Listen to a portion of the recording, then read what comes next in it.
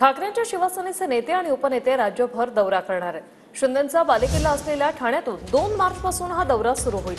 ठाकरेंच्या पक्षात उपनेत्यांना सुद्धा महत्त्वाची जबाबदारी असणार आहे।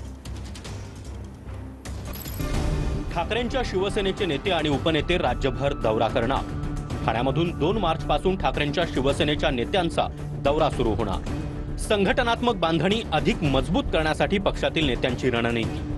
ठाकरेंच्या शिवसेनेत उपनेत्यांना सुद्धा महत्त्वाची जबाबदारी असणार। उपनेत्यांना विधानसभा आणि लोकसभा निहाय जबाबदाऱ्या देण्यात येणार। उपनेते विधानसभा निहाय पक्षबांधणी आणि संघटना मजबूत करण्याचं काम करणार। सामान्यांचे प्रश्न सोडवणं, सदस्य नोंदणी, पक्षबांधणी अधिक मजबूत करणं अशा जबाबदाऱ्या उपनेत्यांवर असणार।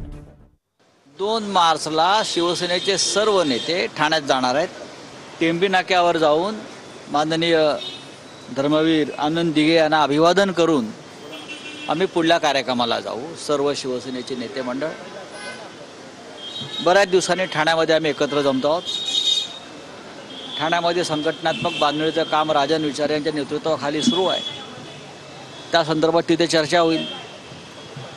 पुढल्या टप्प्यामध्ये आम्ही पालघर, रायगड, बीडला असं ठरत आहे।